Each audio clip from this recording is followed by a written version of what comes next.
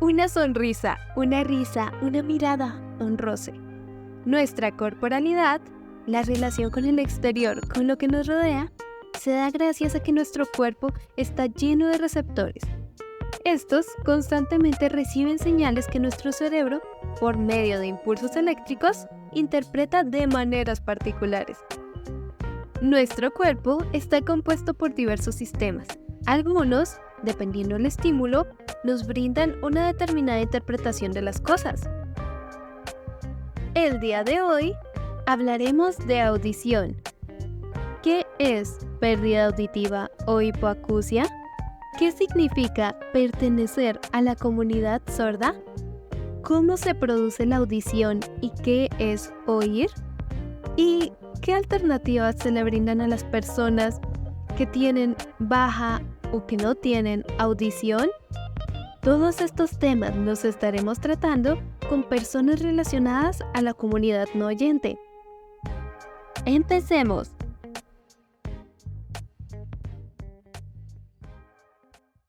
Antes de tratar el tema de pérdida auditiva y de la comunidad sorda, hablemos de audición. ¿Qué es escuchar? ¿Qué es sonido? ¿Y cómo nuestros cuerpos son capaces de interpretar estos estímulos? Bueno, el sonido no vendría siendo más que una onda mecánica. Estas ondas mecánicas son la perturbación de un medio que en el caso del sonido vendría siendo el aire. Esto quiere decir que, por ejemplo, en el espacio, al no haber aire, pues este tipo de perturbaciones no se pueden dar. Es decir, no hay sonido. Para entender un poco mejor qué es una onda mecánica, tenemos el ejemplo de aplaudir. Cuando nosotros juntamos nuestras manos con cierta velocidad y cierta fuerza, estas comprimen el aire y producen una perturbación en el aire que, dependiendo la distancia de nuestros oídos, somos capaces de escuchar. ¿No te parece increíble? Continuando con la explicación de audición, este sonido, es decir, estas ondas mecánicas, llegan al oído externo. Primero pasa por el canal auditivo externo.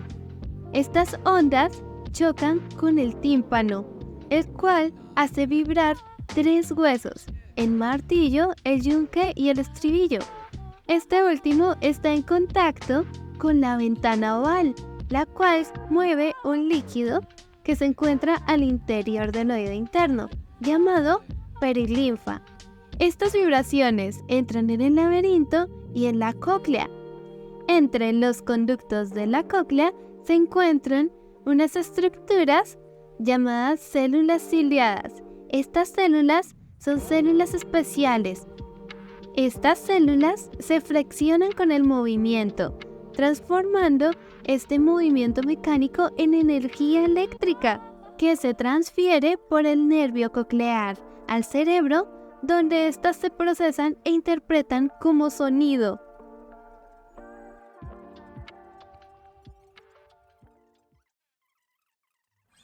Para ti, ¿qué es o qué significa discapacidad auditiva? Discapacidad auditiva significa una persona que no tiene o que tiene baja audición. Como falla de comunicación, la persona sigue dependiendo de un aparato. Puede ser el implante coclear, puede ser un audífono o directamente hablando por medio de un intérprete. Para mí, ¿qué es la discapacidad auditiva? Yo creo que pues el nombre lo dice, ¿no? Es una discapacidad, no tiene la capacidad de poder oír, pero siento que a veces este nombre de discapacidad le atribuye muchas cosas que no son. Digamos, por ejemplo, yo he visto que a veces las personas dicen, ay, no, es que es discapacitado, entonces no entiende. O una persona sorda, no, es que él no escucha, entonces no sabe qué están hablando. Y muchas de las personas sordas sí lo entienden. Entonces creo que es también los estigmas que cogemos hacia la palabra discapacidad. Ya. Buenos días. La discapacidad auditiva, ¿qué pasa? Bueno, pues son personas con disminución auditiva, que sería hipoacusia, que son los tipos de sordera. Entonces, todas las personas sordas puede que escuchen mucho o poco dependiendo de la hipoacusia. La hipoacusia es la disminución o pérdida de la capacidad auditiva. En todo el mundo, alrededor de 500 millones de personas, casi el 8% de la población mundial, tiene hipoacusia. ¿Has utilizado alguna de estas alternativas en tu vida diaria? ¿Audífono, implante coclear, lenguaje de señas u otros avances tecnológicos? Coméntame tu experiencia. Bueno, yo he usado el implante cochlear, lo utilizo de apoyo para poder percibir, para poder escuchar y pues poder acompañar. ¿Has utilizado alguna de estas alternativas en tu vida diaria? Yo sí he utilizado el implante coclear casi todos los días. Durante 1 año o 2, a veces lo guardo porque no me gusta escuchar todo el tiempo.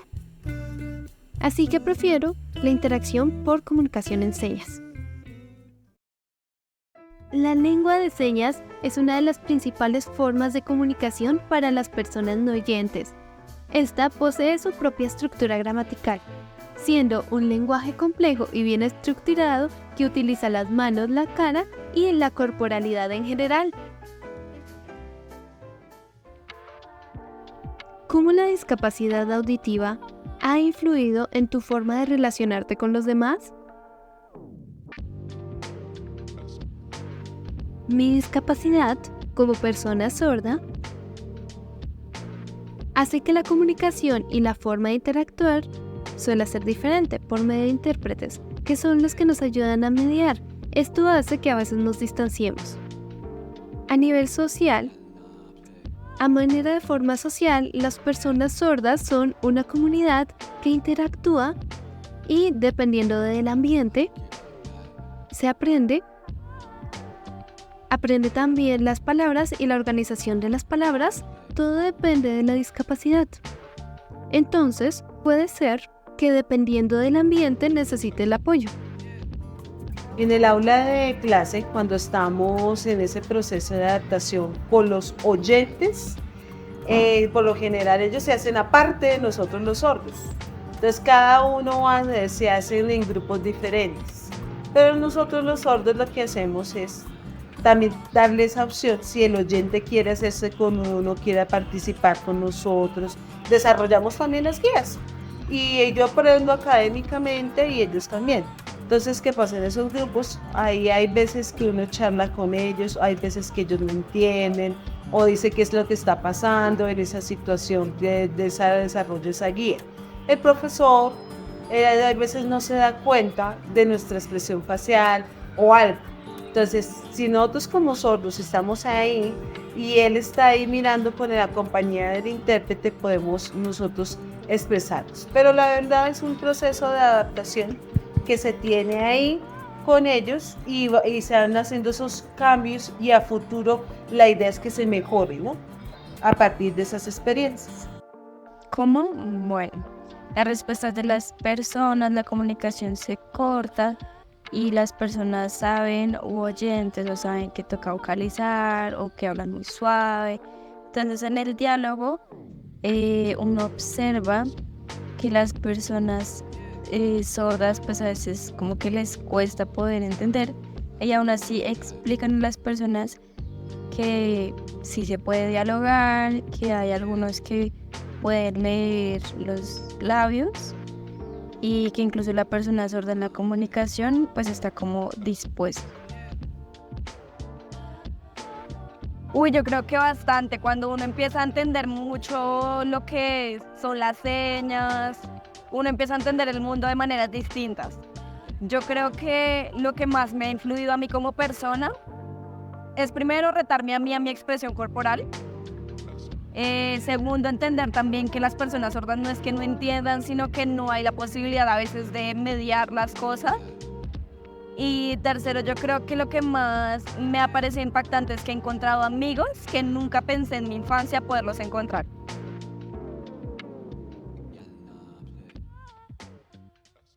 ¿Qué alternativas se brindan para asistir a las personas con discapacidad auditiva? Bueno, yo creo que la universidad apoya todos los días porque igual las personas no saben pues sobre la comunicación o no les importa. Entonces, en la universidad uno puede ver de pronto la solución de cómo poder posibilitar que sea importante esta comunicación. Y bueno, ¿cómo ayudan a las personas a comunicarse, a compartir? Bueno, el intérprete ayuda a mediar, a compartir, a comunicarse. Y de manera académica, lo que serían títulos, teoría, sí. Pero, por ejemplo, el intérprete en la universidad, en la biblioteca, no se encuentra esta comunicación, esta mediación. Es muy complicado y es lo que yo más veo de dificultad. Es muy suave la comunicación. El apoyo lo da Manos Pensamiento, que es un programa de la universidad, y entonces, por ejemplo, si no entendemos o si es difícil entender, pues buscamos ese tipo de apoyo. También se busca que las personas reconozcan. También se nos da un apoyo en los parciales y otro tipo de actividades académicas para que podamos entender. Yo propongo que para mejorar la organización del estudiantado, cada una de las personas, cada uno de los profesores debería saber un poco de señas, algo de señas, para poderse comunicar. A veces cuando las personas se quieren comunicar a nivel social y cultural, es importante poder generar esas interacciones. Así sea un poco. A nivel educativo y académico, yo pienso que los apoyos son todas esas guías que debemos tener en el proceso de aprendizaje, en la academia. Por ejemplo, si hay lecturas que son en el idioma de español, tener unas guías especiales para nosotros de acuerdo a nuestro conocimiento nos puede servir para mejorar ese segundo idioma que es el castellano escrito.